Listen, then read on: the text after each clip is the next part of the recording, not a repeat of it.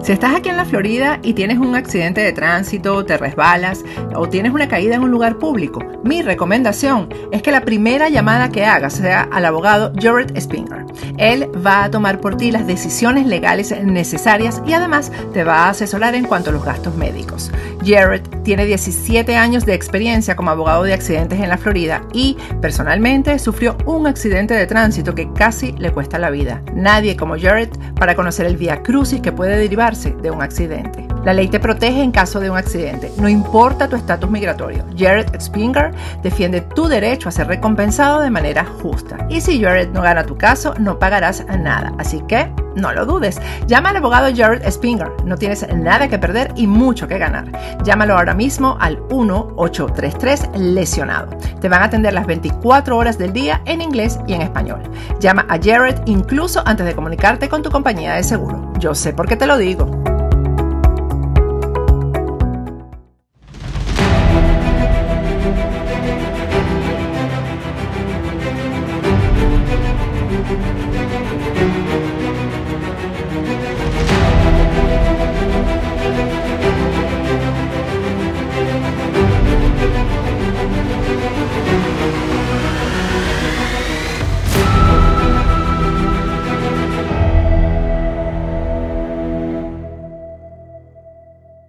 De Diálogos en Libertad. Hoy, este último sábado, que podemos decir casi de una nueva etapa en el año, porque como todos sabéis, hoy se cambia la hora, con lo cual el día va a tener 25 horas, cosa que suele suceder una vez al año, porque cuando el otro cambio de horas solemos tener una hora menos. Si ya habéis ajustado vuestros relojes, os daréis cuenta que hemos comenzado Diálogos en Libertad y que vamos a hablar, como siempre, de un tema de actualidad. En este caso nos vamos a centrar en las Islas Canarias, ese archipiélago tan querido para nosotros y que de una manera u otra está sufriendo uno de los acontecimientos más importantes que se han producido en España en los últimos 50 años, debido a esa catástrofe natural que tuvo lugar hace 41 días. Como sabéis, me estoy refiriendo a la erupción del volcán en La Palma. Pero no solo hablaremos de eso, sino que también nos tocaremos distintos aspectos de lo que está sucediendo en esas islas, si esas islas están siendo bien atendidas desde el gobierno y si las necesidades que tienen las Islas Canarias con respecto a su desarrollo, a sus infraestructuras, a su economía, están siendo atendidas por este gobierno, especialmente dado que los presupuestos generales del Estado, esos documentos importantes con los cuales se rige la nación española durante un año, pues parece que son irreales, que son unos presupuestos que no atienden las necesidades no solamente de Canarias, sino de todas las comunidades autónomas, y en definitiva unos presupuestos que se puede considerar que además nos pueden traer problemas. De todo ello vamos a hablar con una persona de La Palma, que es senador por La Palma, pero es una persona importante en las Islas Canarias. Me estoy refiriendo a Asier Antoná. Asier, buenos días. ¿Qué tal, Eugenio? Muy buenos días. ¿Cómo va todo por tu isla, por La Palma? ¿Cómo va evolucionando el tema del volcán? Porque vemos que cada vez las erupciones son más potentes, que el daño que se está causando es mucho mayor y que de una u otra manera que parece que esto no acaba, ¿no? Bueno, de la última vez que hablamos al día de hoy, no solo no ha mejorado, sino que ha empeorado. ¿Por qué? Porque hay mayor número de hectáreas arrasadas, mayor número de casas, edificaciones que han sido destruidas por las coladas del volcán. El volcán sigue muy activo y el problema que tenemos con esto es que nadie sabe ni cuándo, ni cómo, ni dónde va a parar. Es decir, es un volcán muy caprichoso que está haciendo un tremendo daño a la sociedad, fundamentalmente del Valle de Aridane, en la isla de La Palma, y que estamos viviendo todos con un dramatismo total. ¿Por qué? Porque en La Palma siempre decimos que somos una gran familia, nos conocemos todos, ahí ponemos nombres y apellidos y conocemos a toda la familia de los que lo han perdido todo. Han perdido esperanzas, ilusiones, anhelos, esfuerzos durante toda una vida para construir su vivienda, su casa, para desarrollar su modo económico, que es en torno a la finca del plátano. Es verdad que las autoridades, fundamentalmente las autoridades en la isla de La Palma, están coordinando y haciendo todos los esfuerzos. Es verdad que hay una coordinación por parte del Gobierno de España, del Gobierno de Canarias, con las autoridades y los ayuntamientos afectados, pero es verdad que a día de hoy lo que tenemos que empezar ya a exigir es que todos esos compromisos, todas esas expectativas que se han generado de ayuda por parte del Gobierno de España y el Gobierno de Canarias se materialicen y lleguen cuanto antes al número de afectados que estamos conociendo en el día de hoy. Es evidente que se está haciendo un esfuerzo sobrehumano por parte de todas las personas que están trabajando en el tema del volcán, tanto fuerzas de seguridad del Estado como protección civil, como vulcanólogos, están llevando a cabo estudios y de una u otra forma están dando lugar a que esta grave catástrofe natural que se ha producido en la isla de La Palma pues se pueda llevar lo mejor posible.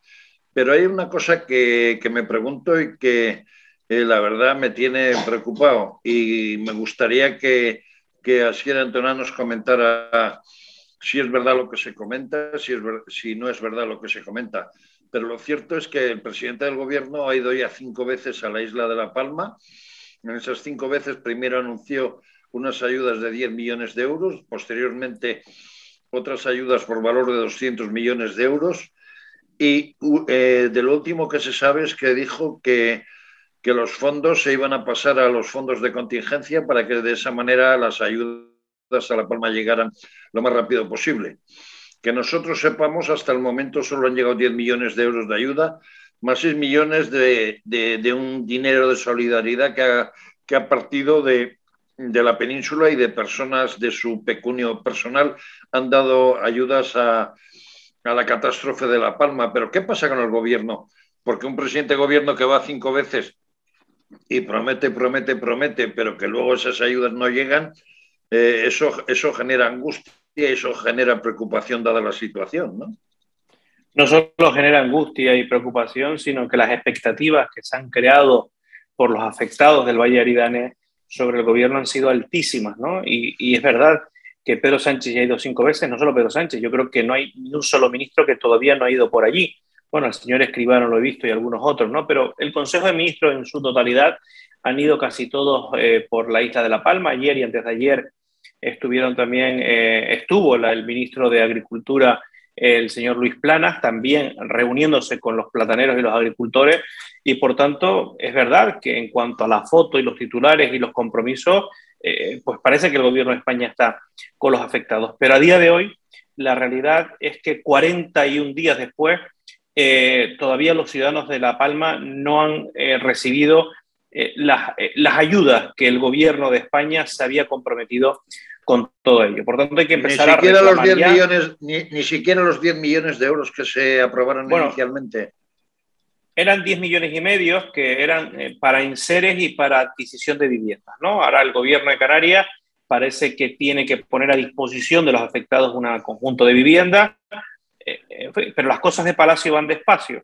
Pero cuando estamos hablando de un drama, cuando estamos hablando de una zona catastrófica, cuando estamos hablando de personas y familias que lo han perdido todo, la burocracia no puede frenar el drama que existe en mi isla, en la isla de La Palma. Por tanto, hay que pedir la máxima celeridad, que todos los trámites que se suelen hacer en la administración se acorten y se flexibilicen y se agilicen para que esas ayudas lleguen cuanto antes. Hoy hemos conocido también una buena noticia, que es el compromiso por parte del comisario de Agricultura de la Unión Europea para visitar la isla de La Palma. Fue un compromiso que adquirió, y así se lo pidió, el eurodiputado palmero Gabriel Mato del Partido Popular. Y bueno, también es bueno que la Unión Europea esté presente. ¿Por qué? Porque la Unión Europea tiene un instrumento vital para la isla de La Palma, como son los fondos de solidaridad europeos.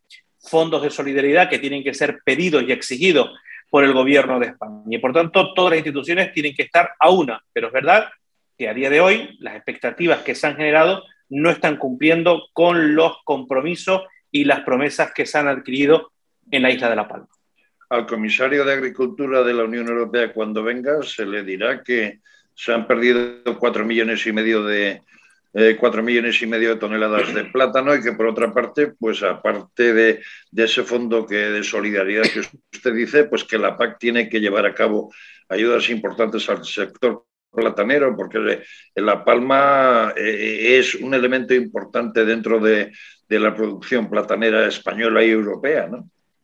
Sí, bueno, en La Palma, la economía, de cada 10 euros que mueve la economía palmera, 5 están vinculados al sector platanero, es decir, más del 50% del Producto Interior Bruto, más del 50% de la economía está vinculada al sector platanero, un sector vital para la isla de La Palma. Por tanto, evidentemente que el comisario europeo tiene que saber cuál es la realidad de la isla de La Palma, que sabemos muy bien que tenemos dentro de la política agraria común, dentro de la PAC, tenemos un pilar que es el POSEI, que es una medida para la isla de La Palma, para Canarias en su conjunto, para el sector primario, y que el POSEI tiene también que tener instrumentos de flexibilización, y parece que se van a poner sobre la marcha, para que se pueda compensar al sector platanero palmero por estas pérdidas millonarias de un sector, insisto, vital para la economía de nuestra isla. Para que nuestros televidentes se den cuenta, vamos a darles un pequeño dato. Imagínense ustedes que un plátano tiene aproximadamente una dimensión de 16 centímetros. Pues bien, lo que se ha perdido en La Palma hasta el momento, lo que se viene, lo que en sí mismo lo que ha afectado, ustedes imagínense colocar plátano tras plátano desde Madrid, la distancia llegaría aproximadamente hasta Moscú, que son aproximadamente unos 4.000 kilómetros. Si eso lo añadimos a precio por valor de plátano, imagínense ustedes la cantidad que la isla de La Palma y los plataneros han perdido a la hora de esta catástrofe, ¿no? Pero también hay un tema. Se habla mucho de que se iban a habilitar viviendas, de que se iban a crear, de que se iban a llevar depuradoras, que parece que se han llevado, pero que tardarán 2 semanas en ponerse en marcha, pero solo parece que se han dado 14 viviendas y por parte del gobierno insular y nada más. De momento eso es lo que parece que hay, ¿no? Bueno, lo que están trabajando los servicios sociales de los ayuntamientos afectados es para hacer informes sociales, para evaluar, ¿no? Dentro de todos los damnificados, de todos los afectados, hay que empezar a estudiar cuáles son los prioritarios dentro de la catástrofe, dentro del drama, cuál tiene mayor necesidad de tener esas viviendas. Pero bueno, el gobierno de Canarias, en boca de su consejero, el señor Franquis, ha informado de la disposición de esas viviendas. Ayer conocíamos también un dato que para mí es muy importante, ¿no? Que el gobierno de Canarias no va a proteger ese suelo. Eso significa que sobre ese suelo, cuando científicamente se pueda, y los técnicos así lo avalen, se puede allí pues generar actividad económica en torno a fincas de plátanos que se puedan hacer. La no protección del suelo es muy importante. ¿Por qué? Porque los afectados que han tenido que abandonar el barrio de Todoque, en los Llanos de Aridane, quieren, y yo me reunía con ellos la semana pasada, volver a su barrio, volver a asentarse en su barrio. Y por tanto es fundamental que todas esas 1.000 hectáreas que han sido arrasadas, que el gobierno no las proteja para poder intervenir sobre ellas cuando así se pueda y los técnicos así lo avalen. Pero de alguna otra forma, ese suelo, para que pueda ser productivo, tardará muchos años en que sea productivo, porque si no estoy mal informado, de la última erupción que se produjo en los años 70, todavía el suelo no está, vamos a decir, en capacidad o en calidad de que pudiera ser un suelo productivo, ¿no? Si no me equivoco. Bueno, eso lo dirán los técnicos, los que saben de todo eso, pero digo que la noticia importante es que cuando se permita reactivar allí la economía, se permita reactivar y bueno, trabajar sobre el terreno, pues yo creo que es bueno que no haya una protección sobre ese suelo para que los agricultores, los plataneros puedan trabajar ahí, para que los que quieran asentarse, no encima de la colada, pero sí en la zona, anexa, lo puedan hacer. Ya se está trabajando en ver qué conectividad viaria se puedan realizar ahí, igual que las conducciones hidráulicas, aunque ya saben que se ha puesto en marcha desaladora y un barco también que de la costa suministra agua a todas esas fincas de plátanos afectadas, como es la zona de Portonao, de Charco Verde, de La Bombilla, del Remo. Esas zonas son muy importantes porque es una zona de producción platanera muy importante en la isla de La Palma. De alguna otra manera se hablaba de que había problemas con el tema de la electricidad y que 60 kilómetros de redes eléctricas se habían visto afectados. ¿En eso se está haciendo algo? Bueno, no tengo conocimiento de que ese sea uno de los problemas que tenemos en la isla de La Palma, ¿no? El tema de la electricidad. Fundamentalmente el mayor problema es un problema viario y un problema de conducción de agua. Por otra parte, hay un aspecto que todos queremos saber, y es que usted, como hijo de la isla de La Palma y como político, teniendo en cuenta que estamos en este momento en la discusión y el primer periodo de inicio de discusión de los presupuestos generales del Estado, ¿cuáles son un poco las propuestas que ha hecho en el Senado y que van a afectar directamente a la isla de La Palma? Bueno, lo primero que tenemos que decir es que los presupuestos generales del Estado son unos presupuestos ficticios, pero no es que lo diga yo, sino que lo dice fundamentalmente todas las previsiones, tanto la Autoridad Fiscal Independiente, la AIREF, como el gobernador del Banco de España, como los propios informes jurídicos del BBVA, que han dicho que las previsiones del gobierno en el crecimiento económico no se ajustan con la realidad, y así lo han puesto de manifiesto. También para el gobierno de Canarias. El gobierno de Canarias ha dicho que el PIB, la economía, va a crecer en torno a un 8,1% en el año 2022, y los servicios jurídicos, los servicios de estudio del BBVA dicen que no, que posiblemente estén muy por encima del 5%, pero jamás llegarían al 8,1%. Por tanto, las previsiones que está manejando el gobierno de España y el gobierno de Canarias son irreales y ficticias, en boca del gobernador del Banco de España, de la AIREF y de los estudios que así lo avalan de entidades tan importantes como el BBVA. Y estos presupuestos, pues evidentemente los presupuestos generales del Estado, Canarias no sale bien parada, no está bien en la foto. ¿Por qué? Porque son presupuestos donde se produce un sablazo fiscal, aquí se sigue incrementando la presión fiscal de los ciudadanos y también premian única y exclusivamente a aquellos socios de gobierno, a aquellos territorios que son los que apoyan al gobierno de España. Para que usted se haga una idea, con estos presupuestos nos vamos a endeudar más.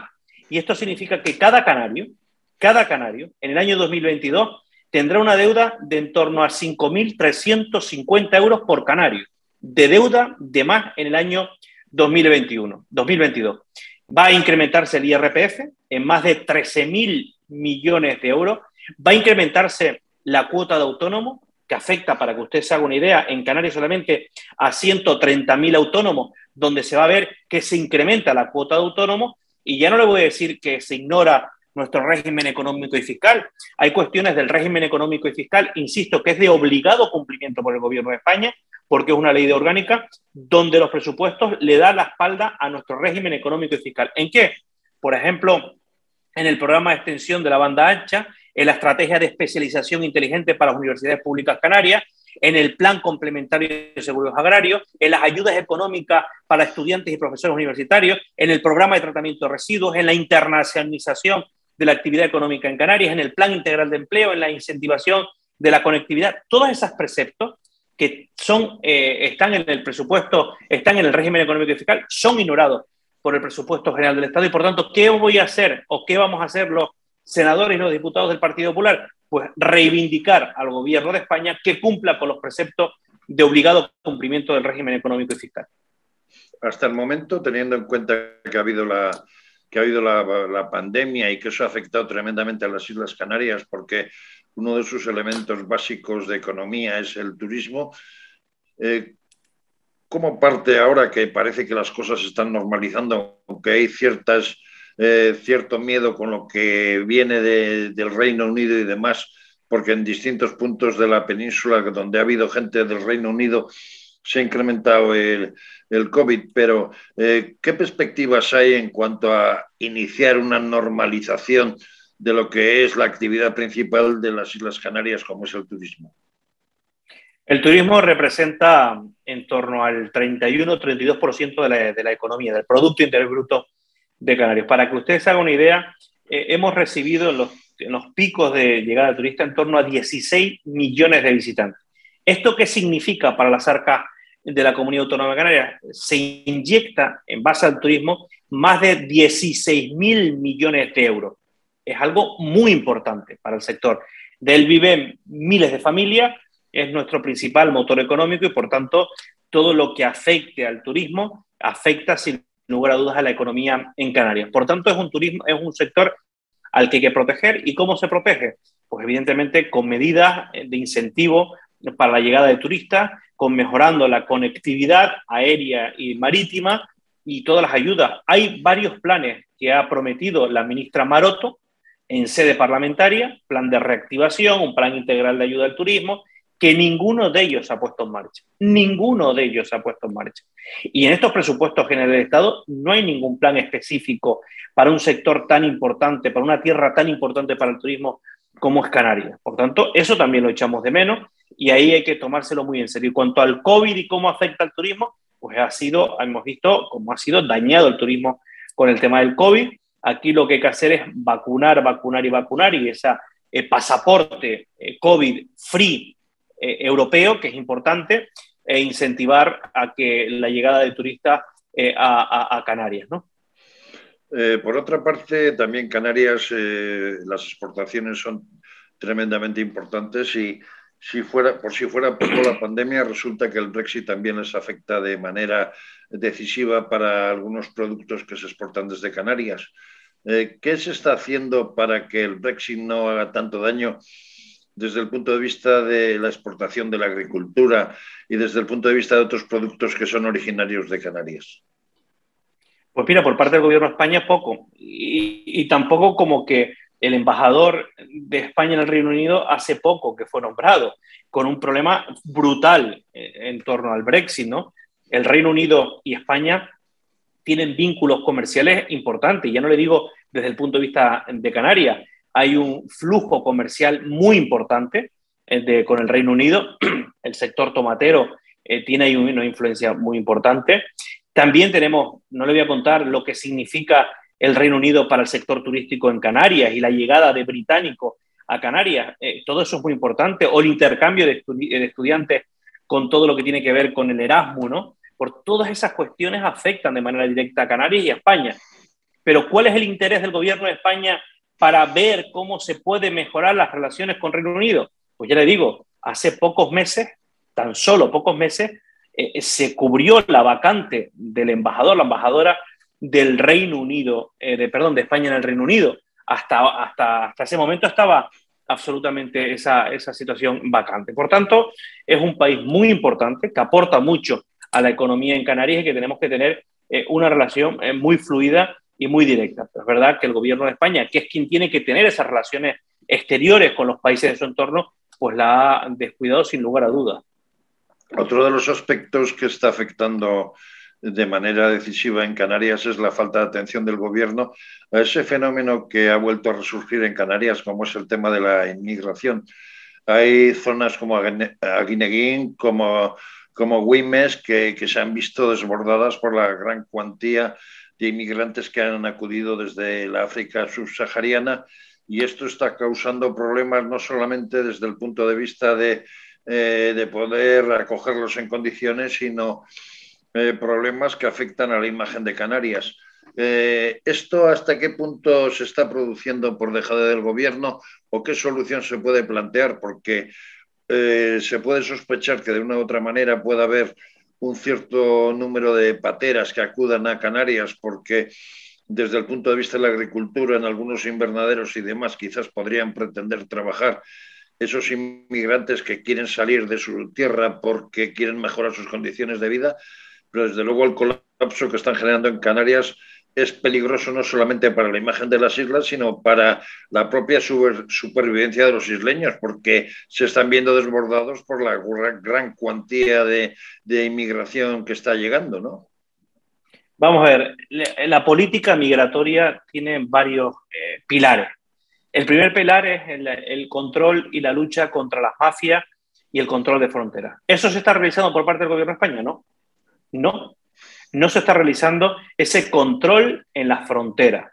La única política que está haciendo el gobierno de España es de acogida, que está muy bien, pero hay que abordar el problema en origen, controlando las fronteras y luchando contra las mafias. Y si el gobierno de España no puede en solitario, para eso está la política del Frontex, de la Unión Europea, para el control de las fronteras y la vigilancia de las fronteras. Primer punto. Hace falta una política diplomática también, como otro de los pilares fundamentales de la política migratoria. Estamos teniendo una política diplomática con los países que son exportadores, entiéndame la expresión, de migración. ¿Lo estamos teniendo con Marruecos? No lo estamos teniendo, por tanto, si falla la política diplomática, falla también uno de los pilares fundamentales de la política migratoria. Y después también falla otros pilares, que es el pilar de la política humanitaria. Aquí estamos viendo, usted hablaba de Arguineguín, en fin, cómo se han ido acogiendo, en fin, pero son cuestiones que hablan de una falta de política humanitaria por parte del gobierno de España en esta materia. Cuando no hay política diplomática, cuando no hay una política de la lucha y el control, en el control de las fronteras, la lucha contra las mafias, y no existe una política humanitaria, no existe una política migratoria. Y estamos teniendo picos de llegada en torno a 30.000 inmigrantes ilegales a Canarias. Eso es insostenible. ¿En cuánto tiempo? No, estamos hablando del año, ¿no? Del año pasado. Lo que le quiero decir es que eso es insostenible. Y esa política es insostenible. Y el inmigrante que llega a Canarias no va, como usted decía, a las fincas. No. Ellos entran a Canarias porque es la puerta de entrada, porque es la puerta sur del continente europeo. Ellos no vienen a Canarias para quedarse en Canarias. Vienen a Canarias porque es la puerta de entrada al continente. Entonces, esto es un problema de la Unión Europea. Y si la Unión Europea no es consciente de que no puede ser Canarias un colador, ya no digo si es un colador, sino que puede ser una cárcel allí. La presión migratoria en Canarias es insostenible y es un problema humanitario, evidentemente. Lo primero que hay que hablar es que estamos hablando de personas que salen buscando un futuro mejor y que además están, manipuladas por las mafias que están traficando con seres humanos y con vida. Y eso es lo que tiene que enfrentarse el gobierno de España y no lo está haciendo. Ya no le digo ya cuando oye usted hablar al ministro Marlaska, que nada tiene que ver con lo que dice el ministro Escrivá o lo que puede decir la vicepresidenta de turno, porque no se ponen de acuerdo ni en la política migratoria. Lo que sí sucede que con el tema de la inmigración y muy especialmente con las pateras es que nuestro gobierno también se enfrenta a países como Marruecos y yo que vivo en una zona como puede ser el mar de Alborán y concretamente la provincia de Almería, siempre que hay algún conflicto diplomático con Marruecos, hay avalancha de pateras, con lo cual se generan graves problemas. Como usted bien dice, puede ser a causa quizás de una mala política diplomática o que no se están llevando como se tienen que llevar las relaciones con el vecino marroquí, ¿no? Pero también hablando de otro tema que resulta importante para Canarias, desde el punto de vista de la educación, me decía usted que usted era de La Laguna y tuvo que estudiar fuera de las islas y demás, y que la tendencia que se va al futuro es que no haya unas infraestructuras adecuadas de educación en las Canarias. ¿Podemos esperar algo de este gobierno o del gobierno regional para solucionar ese problema, o una vez más el canario tendrá que salir fuera para estudiar, formarse, incluso para trabajar en aquello que no sea, en aquello que no está relacionado con el turismo? Vamos a ver, yo por ser de la isla de La Palma, yo y mi hermano tuvimos que salir de la isla de La Palma si queríamos tener estudios universitarios, porque en La Palma no hay universidad. Tan solo tenemos universidad en la Laguna y en Las Palmas, ¿no? Dicho esto, la educación es la base de cualquier sociedad que pretende mejorar. Es la base de una economía competitiva, es la base de una sociedad competitiva. La educación es la base de todo. No podemos hablar de desarrollo económico, de desarrollo cultural, de desarrollo agrícola, si no tenemos una buena base educativa. Y España tiene los mayores índices, y Canarias, de abandono y de fracaso escolar. Y eso es un dato catastrófico, porque miren, aquel joven que abandona su etapa escolar pasa a las bolsas del desempleo. Y como está en las bolsas del desempleo y además no está formado, son parados de larga duración. Y de ahí a la exclusión social es un paso. Por tanto, la baja formación hace que tengamos unas bolsas de exclusión social muy importantes. Por tanto, no solo hay que invertir en educación, sino que hay que invertir en una educación competitiva. Aquí estamos formando a jóvenes para empleos que no existen, y existen empleos para jóvenes que no están formados. Hay que preguntarle a las sociedades empresariales, a las empresas, cuáles son los retos que tenemos en el mercado para el futuro. Y hay que formar a nuestros jóvenes pensando en los retos que tiene nuestro mercado. Si nuestro mercado laboral en Canarias tiene que ver con el África Occidental, con el desarrollo del África Occidental, con la astrofísica, con ese puente intercontinental entre África, Europa y América, pensemos en jóvenes que formemos para todo aquello. Si queremos hacer puertos y aeropuertos competitivos porque estamos en una situación geoestratégica de primer orden, tenemos que pensar en canarios, en jóvenes que estén formados para todo esto. Y si queremos hablar de un turismo de calidad y un turismo competitivo, tenemos que formar a jóvenes que tengan el control de los idiomas. Por ejemplo, si usted va al sur de Gran Canaria, al sur de Tenerife, y llama al director de cualquier hotel y le dice, ¿cuántas personas hay contratadas? Le puede decir 100, 200, 300. Y si después le hace la pregunta, ¿y de esos 300 cuántos son canarios? Se puede quedar sorprendido del bajo nivel de canarios que hay contratados en el sector turístico. ¿Por qué? Porque a lo mejor no tienen la formación suficiente y, por tanto, tenemos que trabajar mucho para que la formación, para que la educación sea competitiva y se formen a jóvenes para los retos que el mercado laboral de Canarias tenemos para el futuro. Y eso está generando unos índices importantes de pobreza social. El pasado miércoles en el Parlamento canario, una compañera suya de partido hablaba de que Canarias es una de las regiones españolas con mayor índice de pobreza social, ¿no?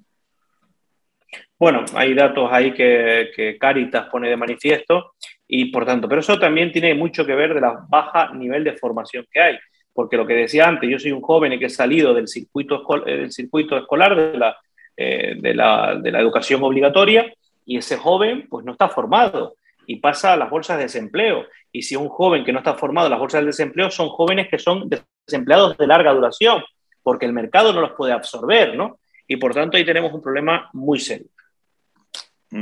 Desde el punto de vista de necesidades de infraestructura de Canarias, ¿cuáles son en este momento las infraestructuras que más precisan cualquiera de las 7 islas, pero que pueden ser decisivas para su desarrollo? Fundamental es todo lo que tiene que ver con buenas plataformas portuarias y aeroportuarias. Canarias es una especie de portaaviones en medio del Atlántico. Imagínese usted que Canarias es un portaaviones en medio del Atlántico. Somos la frontera sur de Europa, por tanto pertenecemos a Europa. Podemos tocar casi con la mano el continente africano y África está en pleno desarrollo y somos puente con América. Por tanto, desde ese punto de vista tenemos que saber utilizar muy bien esa situación geoestratégica. Y son las mejores infraestructuras mejorar la conectividad, nuestros puertos y nuestros aeropuertos para que sean competitivos, para que todo el mundo que venga del Asia y quiera ir a América sea Canarias de obligado, en fin, que pueda parar en Canarias y eso genera economía, y todo el que venga de América y quiere ir a Europa o a Asia puedan parar en Canarias. Y eso lo hace teniendo infraestructuras portuarias y aeroportuarias muy potentes y de primer nivel y que sean competitivas. Ahora hay una guerra comercial, como todo el mundo sabe, China-Estados Unidos. Y hay una guerra comercial que tiene que ver también con el continente africano.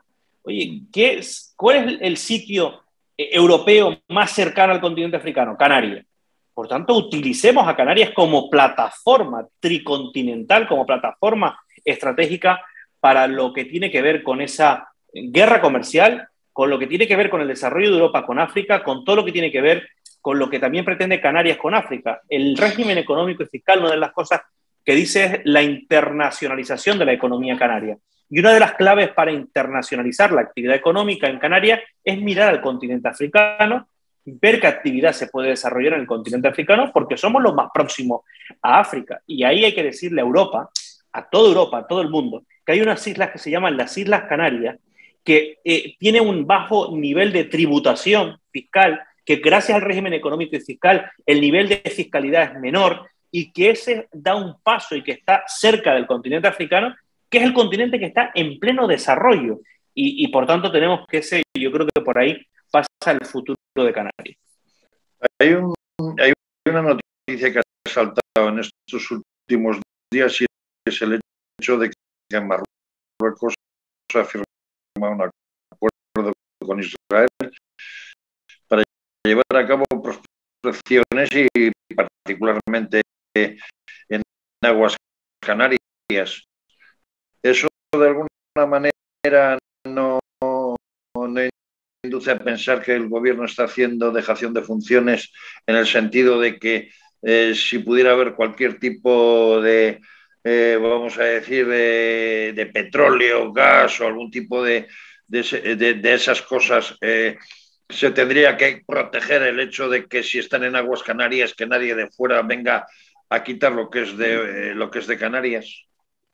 Vamos a ver, hay una mediana imaginaria que se llama, que separa las aguas internacionales españolas de las aguas marroquí. Y eso hay que respetarlo. Hay un acuerdo donde hay una línea imaginaria que sabe tanto el Reino de Marruecos como el Reino de España. Y eso está regulado. El tema de las prospecciones, ya no le voy a contar a usted el lío tan grande que se formó años atrás con el tema de las prospecciones. Oye, a mí no me parece mal que se investigue si hay o no hay petróleo, si se investigue si hay fuentes de energía, y a partir de ahí habrá que ver cómo se regula todo eso, protegiendo todo lo que es el medio ambiente y natural. Pero ya le digo, hay una línea imaginaria, una línea que separa las aguas internacionales del Reino de España con las aguas del Reino de Marruecos, y eso tiene que estar respetado. Y evidentemente que el gobierno de España no puede ceder ni un milímetro a todo esto, porque no se puede hacer y porque se tiene que respetar la soberanía que sobre las aguas existe en el territorio español. Asier, como casi estamos terminando, yo le pediría que como persona de la isla de La Palma y como político se dirigiera a nuestros televidentes que nos ven no solamente en España, sino allende de los mares, en Latinoamérica y Estados Unidos, que hay muchos canarios también y además que nos ven a través de factores de poder y conocen la realidad española. ¿Qué les diría con respecto a todo esto que está sucediendo y con respecto al hecho de las Islas Canarias?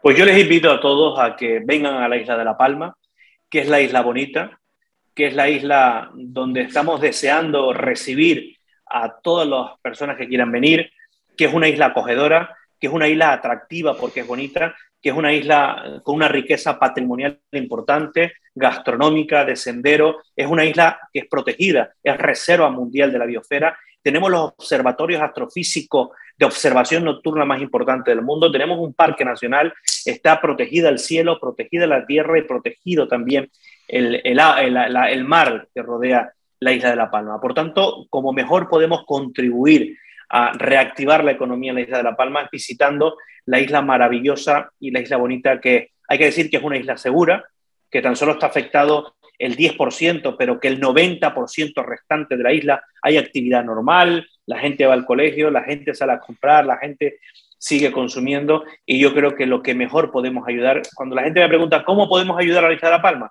Visitando la isla de La Palma y viniendo a consumir a la isla de La Palma, a vivir con la gente de La Palma. El palmero es una persona absolutamente acogedora, somos acogedores, y ya digo, siempre decimos un lema: somos más fuertes que el volcán, y lo vamos a demostrar. En La Palma estamos viviendo una catástrofe, pero estamos dando un ejemplo al mundo de solidaridad, de entereza, de fortaleza y de responsabilidad. Pues Asier Antoná, senador por la isla de La Palma, muchísimas gracias por haber acudido otra vez más a Diálogos en Libertad, y le emplazo a que dentro de aproximadamente un mes, allá por mediados finales de noviembre, cuando ya sepamos claramente cuáles van a ser las partidas que el gobierno va a destinar no solamente a las Islas Canarias, sino que también a la isla de La Palma, hagamos un repaso de situación de cómo está, por un lado, la problemática del volcán, que para entonces ojalá que esté